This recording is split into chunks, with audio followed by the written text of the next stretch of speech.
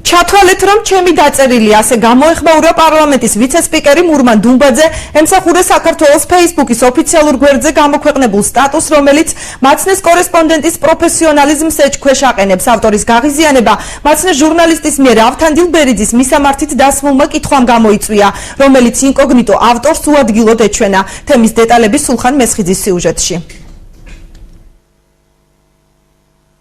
ტელეარხი 25 ჟურნალისტების გამკვირვებია. 23 მარტს გმირთა საფლავებზე ვიყავით გასულები და შორი ახლო უმაღლესი საბჭოს თავმჯდომარესთან მოვიდნენ ინტერვიუს ჩამოსართმევად. კითხვა როგორ ჩამოაყალიბეს თუ იცით? ინტერნეტ სივრცეში ვრცელდება მამული ჟღენტის პროკურატურაში დაბარების თემაო და თქვენ რა კომენტარს გააკეთებთო?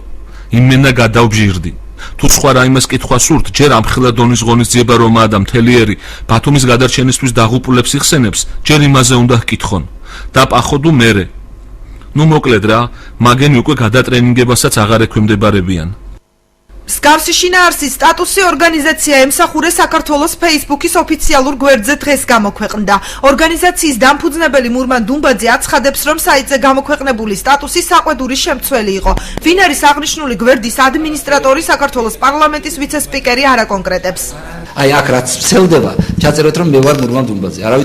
არავით არის საპასუხისმგებლო აქ არ არის. პირიქით, ეს არის ჩევა ჟურნალისტებს, რომ უფრო მეტი კომპეტენტურად მოიქცენ, როცა აი ასეთ თავშეყრის ადგილებზე შეკითხვებს იძლევიან. ემსახურე საქართველოს ოფიციალურ გვერდზე გამოქვეყნებული სტატუსის შესახებ ორგანიზაციის თავმჯდომარემ ავთანდილ ბერიძემ ჩვენგან შეიტყო.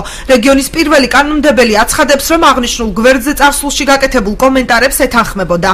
სერიოზულად ფიქრობთ, რომ აჭარის უმაღლესი საბჭოს თავმჯდომარე შესაძლებელია რომელიმე გვერდის ადმინისტრატორი იყოს? ამავე გვერდიდან გავრცელებულ კომენტარებს თქვენ როგორ შეაფასებთ? რას ფიქრობთ ჟურნალისტის მისამართი? რამდენჯერმე გავეცანი, ადრე დღეს არ გავცნობილ ვარ, არ ვიცი. ადრე გავეცანი და მიუღებელი ჩემთვის არაფერი არ იყო ადრე. ავთანდილ ბერიძე იმ რესპონდენტთა შორისაა, რომლებიც მედიის წარმომადგენლებთან ურთიერთობას გაურბიან. სწორედ ამიტომ სხვადასხვა საკითხზე მისი ჩაწერა ჟურნალისტებს იქ უწევთ, სადაც მას შეხვდებიან. აცხადებს ტელეარხი 25 ჟურნალისტი ნინო ხარშილაძე.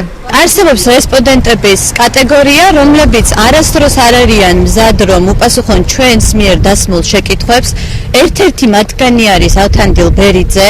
ერთი პერიოდი, ანუ ყველა მედია საშუალება გადმოსცემდა ავთანდილ ბერიძის შესახებ ინფორმაციას და რაღაც პერიოდის შემდეგ ეს ადამიანი საერთოდ გაქრა მედიასივრციდან, თუმცა გუშინ გაუწმუნდი, რომ ავთანდილ ბერიძე დაბრუნდა, რეაბილიტირებული, უფრო აგრესიული და უფრო მეტად ორიენტირებული ჟურნალისტების დამცირებაზე. ნებისმიერი ხელისუფლების პირობებში 25 არხის მიერ დასმული შეკითხვები საჯარო მოხელეებს დისკომფორტს უქმნიდა, ამბობს საინფორმაციო გამოშვება მაცნეს მთავარი რედაქტორი.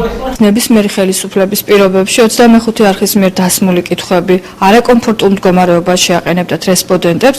უბრალოდ ჩემთვის გასაკვირია ის, რომ ეს ხდება ავთანდილ ბერიძის შემთხვევაში, ადამიანი, რომელსაც 25 არხთან დიდი ხნის თანამშრომლობა აკავშირებს, არასდროს არ გაურბოდა ამ არხის მიკროფონს და კითხვას. მსგავსი კომენტარის გაჩენა მოწმობს იმას, რომ ეს ადამიანები ასე არიან განწყობილი ჟურნალისტების მიმართ და არც მალავენ ამას.